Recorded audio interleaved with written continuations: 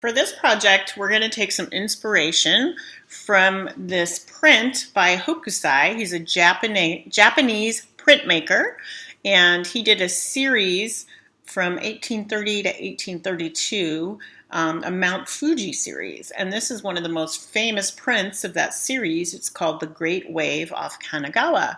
One reason I love this print is because at first you just see this huge wave, but the more you look at the print, the more you start to see these little details.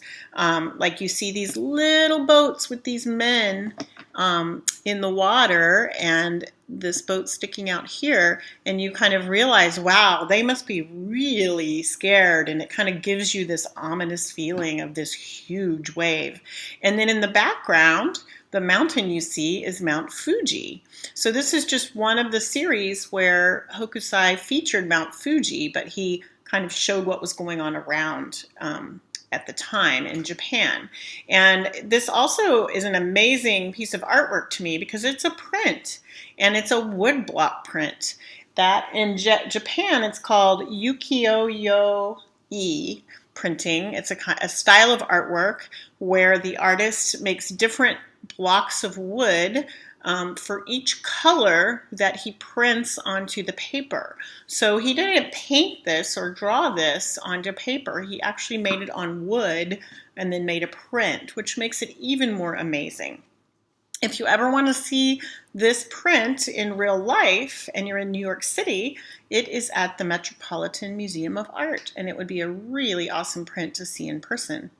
All right, so we're going to take our inspiration from this, and we are going to do our own great wave painting and drawing today. So to start our great wave drawing and painting, I am going to make I'm going to start out with my pencil and just kind of sketch in the part of my water that is actually the wave. I'm just going to get a nice kind of circle going here for my wave, kind of curling over. And then I'll go in with my Sharpie and start adding some lines for my water. And so once I get this done, and then I'll do my Sharpie and I'll erase. So now I've got kind of a nice curly, wavy section for my actual wave. And now I'm gonna take my Sharpie and I'm going to go over this. And just so you know, I am actually working on a little bit heavier drawing paper. I'm gonna show you how to use marker, washable Crayola marker, and how to use a paintbrush and some water to get kind of a watercolor effect. So even if you don't have watercolors available, you can still get the look and feel of a watercolor painting. And I actually have also tested it out on just regular printer paper, and it works on that paper as well. You just have to let it dry a little longer. The paper might get a little wrinkly, but it still works. All right, so I'm pretty happy with that. There's all my lines for my wave. Now I'm gonna put some straight lines behind it just for more water back here, and just to kind of give a little interest behind these waves. And also it kind of, because these are straight and my other waves are so curvy, it kind of gives them a little bit of energy. It gives them something for some contrast, kind of some straight organized lines. Gives a little bit of contrast for my energetic wavy wave lines. All right, so I think that's gonna be my water. And then I'm gonna start, maybe I'll make another line or two of water. And then I'm gonna start my land. And I'm just gonna make my land right here. And I'm gonna make some hills. And then because I live in the United States and I don't have a Mount Fuji, I think I'm gonna just put a nice sunrise, or it could be a sunset. And I just wanna give this background some interest. And again, I'm kind of using these straight, organized lines so that there's some contrast to my wave lines, my curvy wave lines. So now I've got all my lines drawn in. I've got all of the black marker done. I'm gonna take an eraser, and I'm gonna make sure that I get all of my pencil lines erased.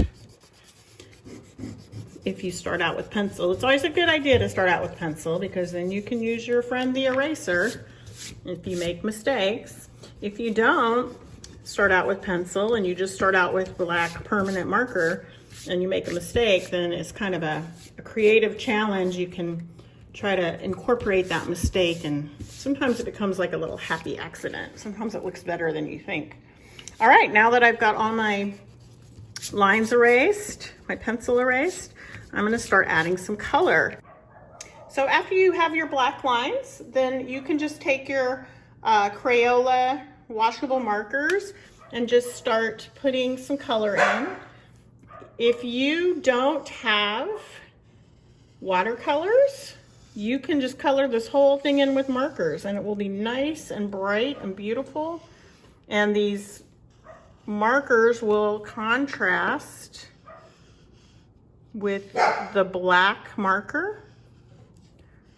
Okay, so I'm just going to show you, I'm just putting in a little bit of color here and there, and then I'm going to use some water and a paintbrush, and I'm going to get a really cool effect. So just stick with me here. I think I'm going to speed it up until I have my color all in here, and then I will show you what it looks like with the paint.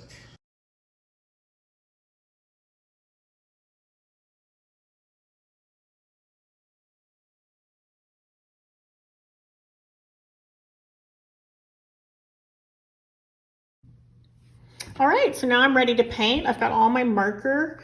I just have a little bowl of water and a paintbrush. And because this is washable marker, when I touch it with my water here, it's just gonna start to kind of smear together, and it's gonna start absorbing around into the paper around it. And what you wanna be really careful of when you do this, if you can see, I'm just kind of adding some water in and just very lightly brushing, because the water is just going to make that ink spread. I don't want to keep going over and over it, because that'll make it kind of muddy, and it'll, you know, if all the colors really blend together too much, it'll start to look kind of muddy and brown. So I'm just very, very lightly adding some water onto this marker, and then just kind of letting it do its thing. So here we go. Now I'm going to start working on the straight part of the water here. And once I'm done with this, I'm going to go ahead and add color to my land and my sun, and then really, as soon as this dries, I'll do that. I'll add the color to my land and my sun, and then I will add the water to that, and I'll come back and show you my finished product. Okay, here's my finished Great Wave, inspired by the Great Wave Off Kanagawa. So I just wanted to show you, I tried it on regular printer paper as well, and it works. Here's what I got. So if you don't have any heavier watercolor paper or just heavier drawing paper, you can also do it on your regular printer paper. All right, good luck. Go ahead and try this Great Wave and see what you can come up with.